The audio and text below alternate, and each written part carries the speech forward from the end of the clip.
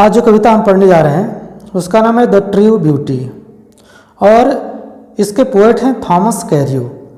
The true beauty Thomas कैर्यू का लिखा हुआ एक लिरिक है, लिरिक जिसे हम गीत के नाम से जानते हैं।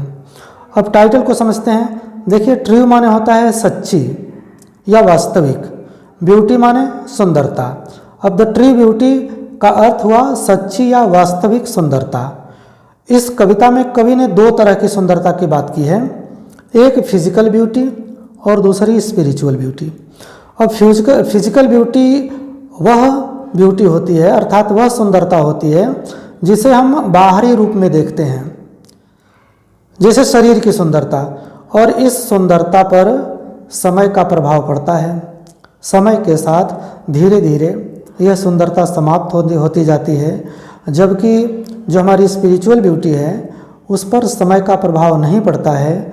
और इसकी जो सबसे बड़ी विशेषता यह होती है कि यह सौंदर्य समय के साथ साथ धीरे धीरे बढ़ता जाता है।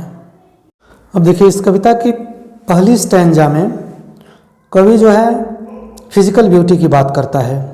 आइए देखते हैं।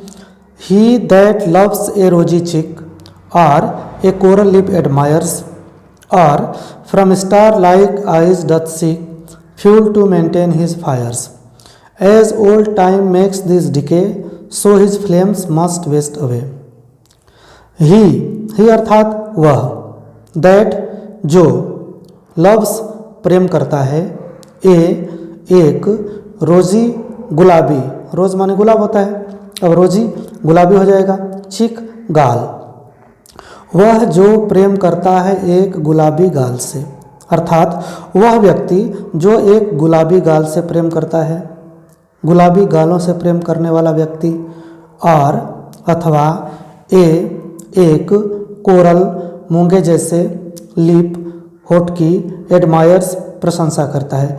अब देखिए, इस कोरल की विशेषता होता है कि कोरल लाल रंग का होता है। अब कोरल लिप ये लाल होठ, बिल्कुल लाल रंग के होठों की प्रशंसा करता हो, तो वह व्यक्ति जो गुलाबी गालों से प्रेम करता हो या मूंगे जैसे होठों की प्रशंसा करता हो, और अथवा from star like eyes doth seek, और माने अथवा फ्रॉम से स्टार लाइक। अब देखिए, लाइक शब्द लिखा है यहाँ पे, सिमिली फिगर ऑफ स्पीच हो जाएगा हमारा, और from star like eyes doth seek, अथवा सितारों जैसी आँखों से, डथ को डज पढ़ेंगे, सीख माने होता है खोजना, अथवा सितारों जैसी आँखों से खोजता हो, अर्थात सितारों जैसी आँखों में खोजता हो। क्या खोजता हो? Fuel to maintain his fires. अब सितारे जैसी आँखें फ्यूल का काम कर रही हैं, अर्थात ईंधन का काम कर रही हैं। अब यहाँ पे समझने की बात यह है कि fuel to maintain his fires का मतलब होता है ईंधन, टू मेंटेन माने होता है कायम रखना, हिज फायर्स माने अपनी आग। अब इस फायर्स को हम प्रेम वाली आग पढ़ेंगे, वो सामान्य वाली आग नहीं।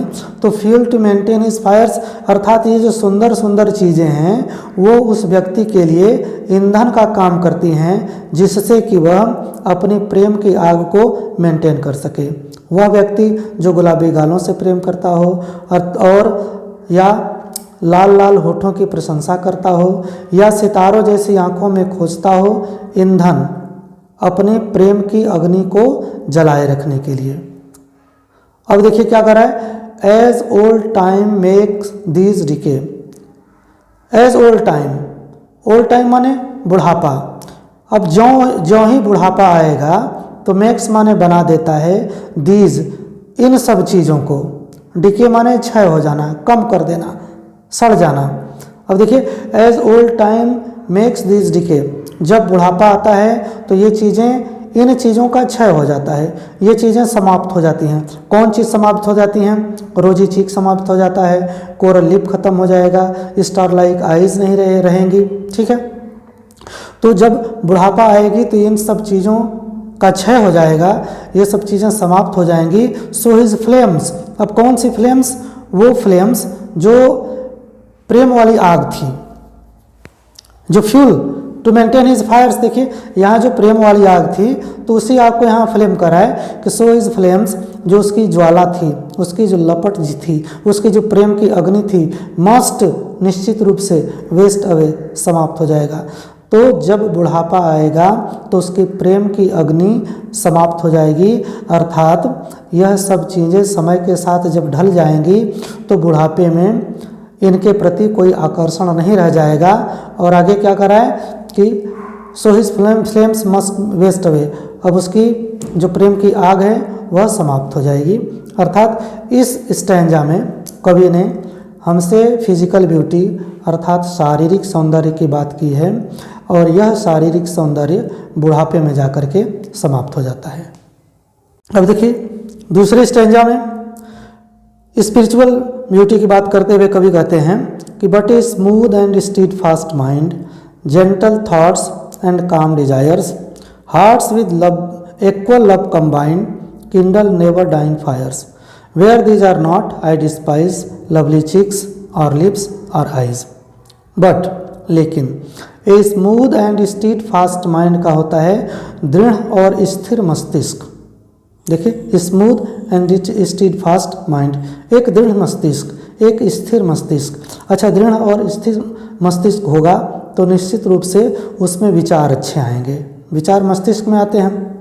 तो एक ऐसा मस्तिष्क, एक ऐसी सोच वाला व्यक्ति जिसकी सोच में दृढ़ता हो, जिसकी सोच में स्थिरता हो, और क्या हो, जेंटल थॉट्स, उसके विचार सभ्य हों, एंड काम डिजायर्स, और उसकी डिजायर्स माने इच्छाएं, काम माने शांत हो।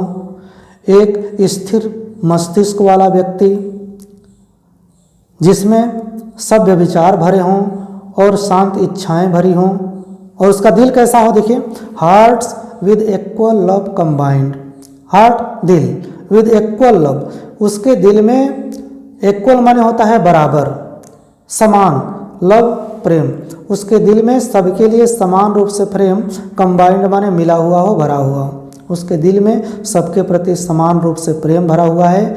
यह एक कवि इस आग को ऐसी आग बता रहा है कि किंडल, किंडल माने ये जो प्रज्वलित होती है, जलती है, नेवर डाइंग फायर्स, यह आग होती है जो कभी भी न समाप्त होने वाली, कभी भी न मरने वाली आग है। वेयर दीज आर नॉट, जहाँ पर ये बातें नहीं हैं, आई डिस्पाइज, मैं घृणा करता हूँ, लवली चिक्स, चाहे वो सुंदर सुंदर गाल हों, और लिप्स अथवा होठ हों, और आइज़ अथवा आँखें हों, जहाँ पर ये बातें नहीं हैं। कौन सी बातें?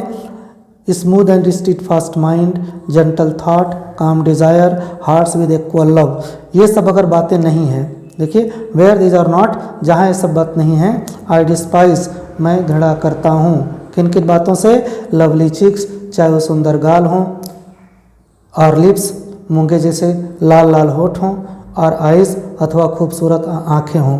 तो कभी इस वाले छंद में, इस वाले स्टैंजा में हमको स्पिरिचुअल ब्यूटी की बात बता रहा है, और स्पिरिचुअल ब्यूटी पर समय का प्रभाव यह पड़ रहा है कि समय के साथ ये बढ़ती जाती हैं, समय के साथ यह घटती नहीं हैं।